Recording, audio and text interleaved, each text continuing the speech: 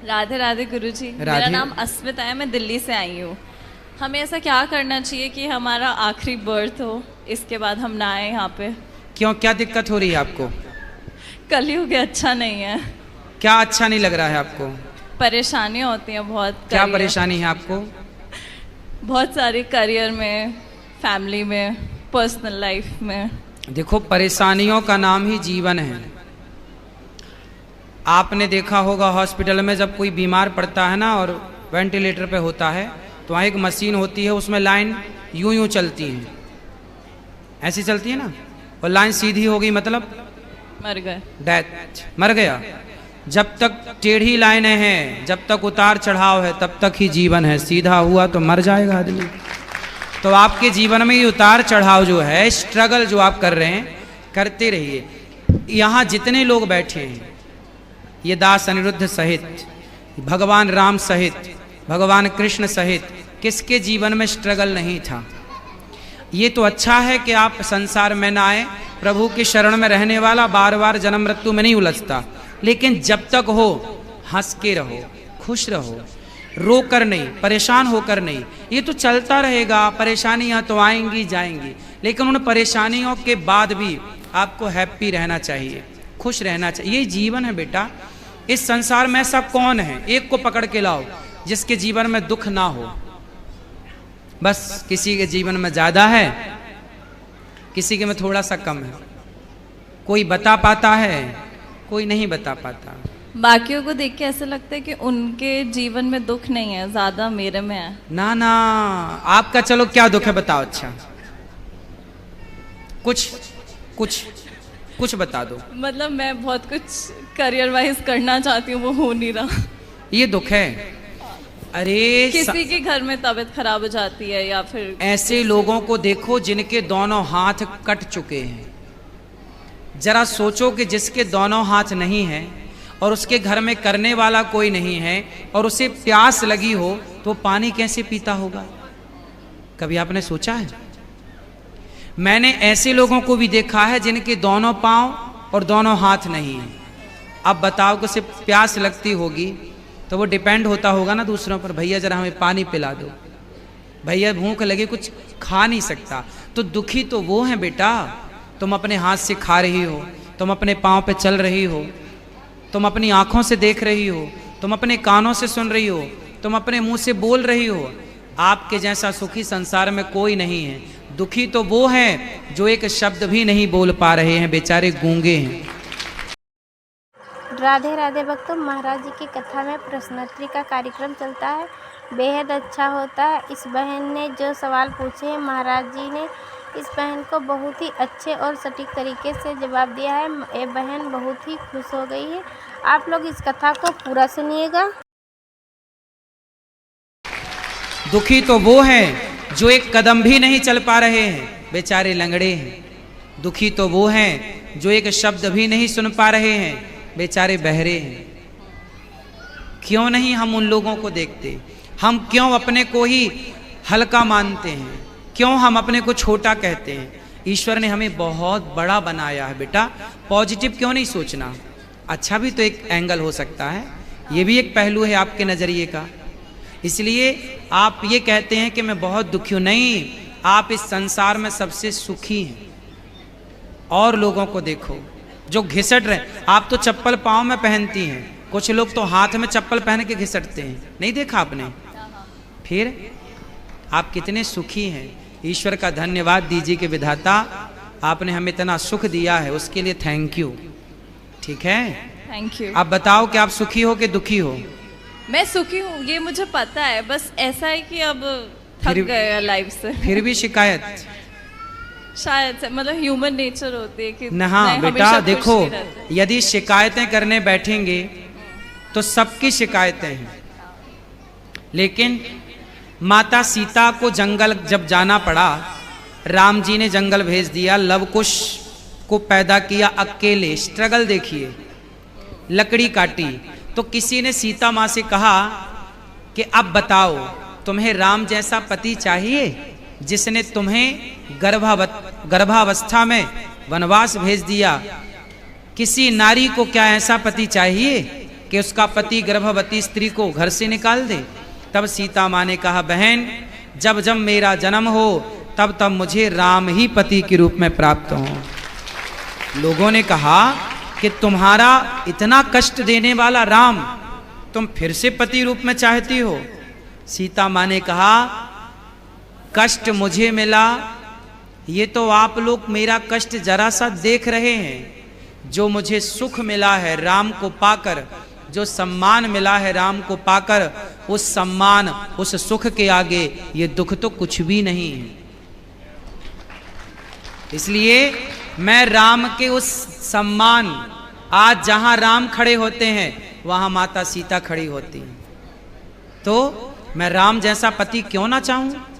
मुझे जरा सा दुख मिल गया तो क्या मैं उस जरा से दुख के कारण अपने राम को छोड़ दूं? ना बेटा, जिस राम ने हमें इतना सुख दिया है, यदि जरा सा कोई बात नहीं, तुम्हारी माँ इतना लाड़ करती है और एक थप्पड़ मार दे गाल में, इसके लिए हम माँ को दुश्मन तो नहीं मानने लगते ना। बस ईश्वर ने इतना सुख दिया, जरा सा दुख भी हो तो ईश्वर का प्रसाद मान के उसे ग्रहण करना चाहिए, थैंक यू कहना चाहिए ईश्वर को। तुम्हारी माँ ने बचपन में तुम्हें कभी मारा नहीं थप्पड़, इसलिए तुम्हें थप्पड़ का एहसास नहीं है बेटा। ईश्वर के थप्पड़ का एहसास भी काश होता आपको। ये मेरी बहन है, ये बहुत पिटी है तो मैं कम पिटी हूँ घर में। कम पिटी हो मतलब पिटी तो हो बहुत कम। हाँ चलो अच्छा है। माँ जब आपको मारती है, अच्छा इनको मारती थी माँ, तो क्या इनकी दुश्मन है इनकी माँ? नहीं नहीं, फिर इनके भले के लिए। ऐसे ही है, ईश्वर यदि हमें थोड़ा दंड भी देते हैं, दुख भी देते हैं, तो वो हमारी भलाई होती है। तेरे फूलों से भी प्यार, तेरे कांटों से भी प्यार। Thank you. खुश रहिए। रट करके नहीं, समझ करके पढ़ो तो बातें याद रहेंगी। गुरुजी हमारा आज सालगिरह है, हम लोग को आशीर्वाद दीजिए गुरुजी। खुश रहिए, भगवान आपको सुखी और स्वस्थ रखें। प्रश्न यूट्यूब पर फिर सुन लीजिएगा, बोला है आपके लिए। शांत में सुन ही लेंगे आपका प्रश्न। धन्यवाद। खुश रहिए। राधे राधे गुरुजी। राधे जय राधे। श्रीमन नारायण। जय श्रीमन नारायण। मेरा बिहारी जी से यही प्रार्थना है गुरुजी, इस सदी उनके चरणों में मेरा प्रेम लगा रहे। मैं वृंदावन से जुड़ी रही हूँ आपके चरणों में। बिल्कुल, बिहारी जी सदा आपको जोड़े रखें। मैं आपको 2 लाइन कुछ भजन सुनाना चाहते, बाकी कोई प्रश्न नहीं। बहुत जल्दी, क्योंकि सबको मौका मिले। मेरे अवगुणों को, मेरे अवगुणों को भुला दीजिएगा। चलो गुरुजी राधे राधे। मेरा केवल इतना प्रश्न है बिहारी जी से कि मैंने बिहारी जी से पुत्र मांगा था, उन्होंने मेरी इच्छा पूरी करी। इस पुत्र के आगे के लिए मैं आपसे आशीर्वाद मांगना चाहता हूँ बस। बिल्कुल, बिहारी जी ने दिया है तो वही उनके मंगल कामना आशीर्वाद देंगे, सदा ये सुखी और स्वस्थ रहें। गुरुजी एक बार आप हाथ चरणों इसके सिर पे रख दीजिए। खुश रहिए, आशीर्वाद है। सब बैठो शांति से। महाराज जी राधे राधे। जी महाराज जी, मैंने किसी संत से सुना है कि दीक्षा लेना कोई जरूरी नहीं है, बस आप उनको मन से अगर मान लो तो वो आपके गुरु बन जाते हैं। हाँ। तो मतलब ऐसा होता है क्या? भाई मन से आपने मान तो लिया, लेकिन गुरु जी जो आपको देना चाहते थे, जो मंत्र, जो परंपरागत मंत्र मिला है जी, तो फिर वो आप उस मंत्र से वंचित रह जाएंगे। मान लो, मान लेने में बुराई नहीं है जी, लेकिन आप जो मंत्र है परंपरागत जी, उससे वंचित रह जाएंगे। इसलिए गुरु जी एक मंत्र देते हैं, जी, वो मंत्र ही मूल होता है। जी। अच्छा जैसे आप किसी को पति मान लो, जी, लेकिन आप शादी ना करो तो पति नहीं है। तो फिर मान लेने से जब कोई पति नहीं हो सकता, तो माना है तो फिर उसे विधि विधान से एक विधान होता है जी, कि आपका मंगलसूत्र पहनाया जाएगा, मांग भरी जाएगी, तब ना वो पति होगा। उसी तरह जब मंत्र कोई देगा, और मंत्र वो परंपरागत मंत्र जब मिलेगा आपके कानों में, और आप मंत्र पाते ही आपके हृदय में परिवर्तन होगा, जो संसार से मन हटकर भगवान में अधिक लगने लग जाएगा, वही गुरु मंत्र का प्रभाव है। राधे राधे गुरु जी। तो आप मान लेंगे तो वंचित रह जाएंगे उस मंत्र से। मान लेने में बुराई नहीं है। ठीक, राधे गुरु राधे। तो कोई भी ज्ञान मिले कहीं से, तो ज्ञान तो ग्रहण कर लेना चाहिए। दत्तात्रेय जी ने 24 गुरु बनाए, तो शिक्षा गुरु थी, ना कि दीक्षा। राधे राधे गुरुजी। राधे राधे। मैं राधे। देवघर से आई हूँ और मेरा प्रश्न ये है कि दीपावली अभी अभी गया है, तो हम लोग दीपावली में लक्ष्मी और गणेश की पूजा करते हैं, तो इनका तो कोई कॉम्बिनेशन नहीं है। हम करके दे रहे हैं कॉम्बिनेशन आपको। नहीं, जैसे कि विष्णु और लक्ष्मी भगवान दोनों का पूजा हम होना चाहिए। करते हैं कॉम्बिनेशन। क्या बोले? हम कॉम्बिनेशन करके दे दें? हाँ बताइए हाँ, ना सुनो। गुरुजी, वही जानना था। लक्ष्मी जी हैं धन की माता, बोलो हाँ। हाँ और गणेश जी हैं बुद्धि के देवता, बोलो हाँ। हाँ। तो लक्ष्मी जी हमेशा उन्हीं के पास होती हैं जो गणेश जैसी बुद्धि रखते हैं, बुद्धिमान होते हैं। और तो गणेश जी बुद्धि हैं और लक्ष्मी जी धन है, तो बुद्धिमानों के पास ही लक्ष्मी रहेगी, मूर्खों के पास थोड़ी रहेगी। इसलिए गणेश जी के पास लक्ष्मी जी बैठती हैं। और एक प्रश्न गुरुजी, ये मेरी बेटी है। बोलो राधा। पहले ये बताओ कि जो उत्तर दिया हमने आप समझ पाए? अरे यहाँ बहुत हल्ला कर रहे हैं सब। नहीं, आप हल्ला नहीं हो रहा है, आप सुने नहीं। हाँ, सुन लो। आपको तो पूछना था, सुनना थोड़ी था। समस्या तो यही हमारा पूछना होता है, सुनने से मतलब नहीं। देखिए हल्ला यहाँ इतना हो रहा है ना। चलो बेटी से बात कराओ। राधे राधे गुरुजी। हाँ राधे राधे। गुरुजी, हाँ मुझे पढ़ाई में मन नहीं लगता, उसके कहाँ लिए लगता है मन? याद नहीं होता, तो उसके लिए मैं क्या करूं? पहले ये बताओ मन कहाँ लगता है? मुझे घूमने जाने खेलने में ये सब मन लगता है। तो पहले घूम लो ढेर सारा, खेल लो ढेर सारा, 1 घंटा खेलो, 1 घंटा घूमो, और फिर 2 घंटे पढ़ाई करो। देखो बांटना पड़ेगा, ये समय खेलने का, ये समय घूमने का, और ये समय पढ़ने के समय पढ़ो, खेलने के समय खेलो, घूमने के समय घूमो। और बेटा याद करने के लिए आपको रोज अंकुरित अनाज खाने चाहिए। आपका खान पान अच्छा हो, अंकुरित दाल, अंकुरित चने और ताजी सब्जियां, ककड़ी इत्यादि, सलाद, और शीर्षासन, सिर के बल खड़े होने का अभ्यास करो। शीर्षासन, हल आसन, इनको करने से याददाश्त बढ़ती है। तो ये आसन करो और एकाग्र चित्त से पढ़ाई करो, ये रट करके नहीं, समझ करके पढ़ो तो बातें याद रहेंगी। गुरुजी हमारा आज सालगिरह है, हम लोग को आशीर्वाद दीजिए गुरुजी। खुश रहिए, भगवान आपको सुखी और स्वस्थ रखें।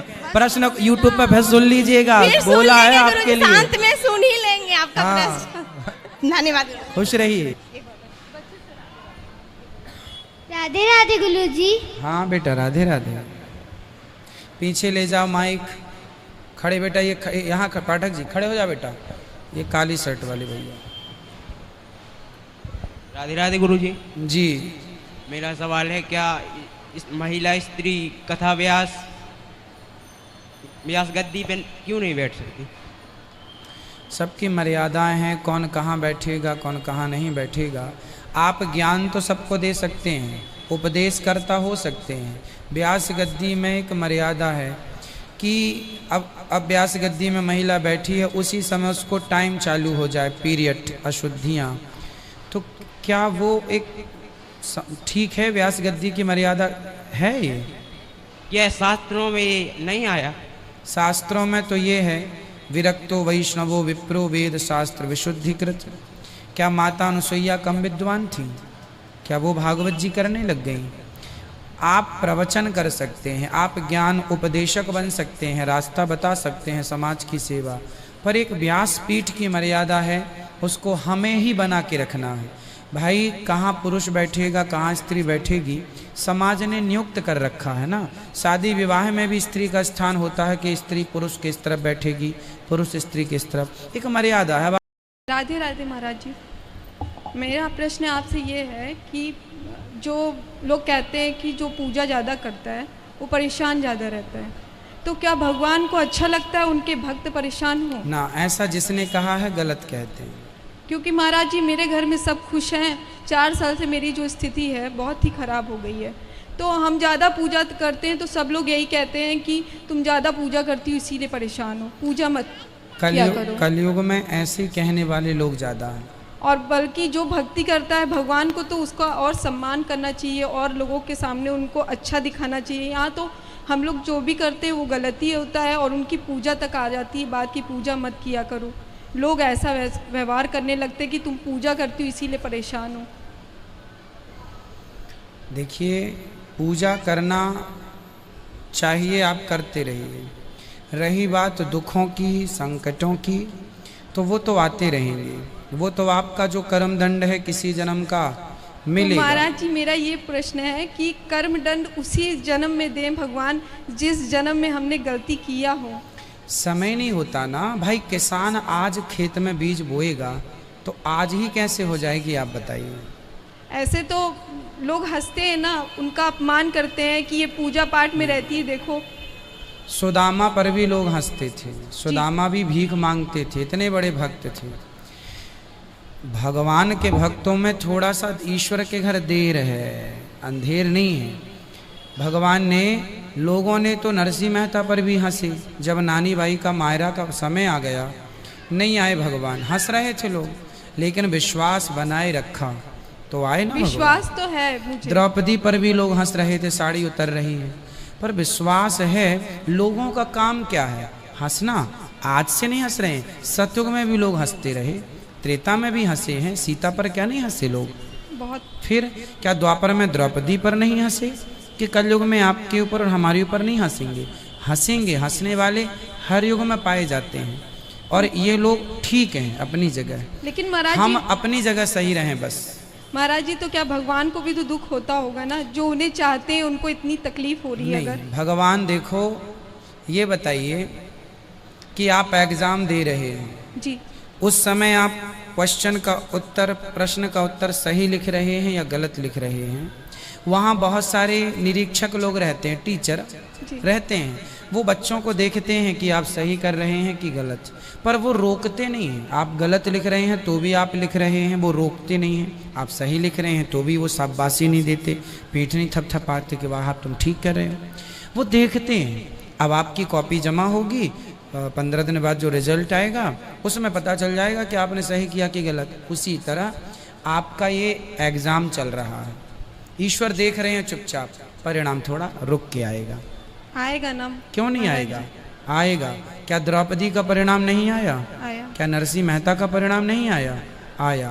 क्या प्रहलाद जी के लिए खंबा से नहीं आए? आया। भक्त को सब्र रखना चाहिए। भक्ति के रास्ते पर एक चीज है, चाहिए सब्र, धैर्य। महाराज जी, इतनी तकलीफ में सिर्फ आपका भागवत सुन के शांति मिलती आपके है। जीवन में तकलीफ क्या है ये तो और बताओ। तकलीफ तो ये है कि जो मान सम्मान के लिए हम लोग, भक्त को मान सम्मान की चाहत नहीं रखना चाहिए। पहली बात, आप गलत हैं। आपको यदि मान सम्मान चाहिए, किसका मान सम्मान, किस बात का मान? समाज में रहने के लिए मान कोई सम्मान। बात नहीं, मैं समाज में रहता हूँ, मैं आज तक चाहत रखा कि मेरा सम्मान किया जाए। सम्मान भीख मांगने से नहीं मिलता मेरी बहन। सम्मान के लायक आप अपने आप कर्म से बनेंगे, अपने आप लोगों का माथा झुकता चलेगा आपके आगे। सम्मान की भिक्षा नहीं मांगनी, भैया हमारा सम्मान करो, भीख दे दो ना। लेकिन उसके लिए जो पूजा पे आता है, पूजा अलग विषय है, सम्मान अलग विषय है। पूजा आप करिए, पूजा शांति के लिए की जाती कोई है। ये कहे कि आप पूजा ना करो तो ये तकलीफ का कौन बात है ना? कहता? मत सुनो ना ऐसी बातें। आप ये बताइए, जब तूफान चलता है तो आप अपने घर के दरवाजे खोल के रखते हैं कि बंद? बंद करके। फिर जब उल्टी सीधी बातें आए तो कानों को बंद कर लिया करिए। जी। समाज की बातें सुनेंगे परेशान होंगे, मत सुनो ना। समाज के बीच में कम रहो, लोगों के बीच में कम रहो, भगवान के आसपास। भगवान की भक्ति इसलिए नहीं करना चाहिए कि भगवान हमें खूब सारा धन दे दें, खूब दौलत दे दें। भगवान की भक्ति दौलत के लिए, मीराबाई तो ऑलरेडी दौलत वाले बाप की बेटी थी और दौलत वाले पति की पत्नी थी, लेकिन सब दौलत छोड़ के उसने पायो जी मैंने राम रतन धन पायो, उसने तो भगवान को ही अपनी दौलत बना ली थी। तो आपको भी ईश्वर को ऐसे नहीं देखना कि प्रभु आप हमारा काम कर दो, पड़ोसी ताने मार रहे हैं, पैसे नहीं हमारे घर, गरीबी चल रही, ये चल रहा, ये तो भिखमंगों वाली बात हो गई है ना। भगवान से प्रेम कीजिए कि प्रभु आप ही हमारा धन है। दुनिया का काम है कहना, आप भगवान को धन। मीराबाई ने सब छोड़ दिया और धन किसको माना? भगवान को। भक्तों के लक्षण ये नहीं है कि वो सम्मान चाहे, मुझे कोई सम्मान नहीं चाहिए। आप हमारी तरफ अच्छी बातें फेंकें या बुरी बातें, हम दोनों को एक्सेप्ट करते हैं, भगवान ने भी 100 गालियां सुनी शिशुपाल की। तो आपका लक्ष्य गलत है। आपको चाहत सम्मान की है, पैसों की है भगवान से, ये दोनों खत्म कर दीजिए और भगवान से कुछ ना मांग कर भगवान को मांग लिया जाए तो भगवान सब कुछ दे देंगे। आपकी मैं हूँ, आप मेरे हैं, बात खत्म। फिर क्या चाहिए? जब इतने साल से यहाँ वृंदावन आना चाह रही थी गुरुजी, आज शायद सब कुछ मेरे पास नहीं है, लेकिन कन्हैया ने अपने द्वार पे मुझे बुला लिया। भगवान ही आपका सब, वो मिल गए तो सब कुछ मिल गया, वो ना मिले तो सब मिलके भी कुछ नहीं मिला। ठीक है, आप सबसे अमीर हो क्योंकि आप आज वृंदावन की पावन धरा पर खड़ी हो। कहने वाले तो कह के वहीं रह गए, आप तो देखो भगवान ने कृपा की तब तो वृंदावन आए हो, फिर भी आप कह रहे हैं कि भगवान ने हमें कुछ नहीं दिया। मैं तो कन्हैया से नींद में ही बोलती हूँ, कन्हैया अपने द्वार पे बुला लो, आज शायद कन्हैया इसलिए भगवान से शिकायत नहीं, ओनली धन्यवाद, ईश्वर का धन्यवाद। आप लोग कैसे ठीक है, आप लोग कुशल मंगल से होंगे। भक्तों, श्री अनिरुद्धाचार्य जी की कथा में आप सभी का स्वागत है। महाराज जी ने इस कथा में बहुत ही अच्छी और विचित्र बात बताई है। महाराज जी ने, अगर आप लोगों ने यह कथा सुनी होगी तो समझ में आ ही गया होगा कि महाराज जी ने इस कथा में कौन सी अच्छी विचित्र बात बताई है। क्योंकि महाराज जी की कथा में प्रश्नोत्तरी का कार्यक्रम चलता है, बेहद अच्छा होता है। जिसका जो सवाल होता है वो सवाल अपने सवाल महाराज जी से पूछता रहता है। इसीलिए महाराज जी की कथाएं हमें बहुत अच्छी लगती हैं। आप लोग भी महाराज जी की कथाएं अवश्य सुना करिए, क्योंकि महाराज जी के कथा में प्रश्नोत्तरी का कार्यक्रम चलता है, बहुत ही बेहद अच्छा होता है। जिसका जो सवाल होता है महाराज जी से पूछता रहता है। महाराज जी सभी के सवालों का जवाब बहुत ही अच्छे और सटीक तरीके से देते हैं।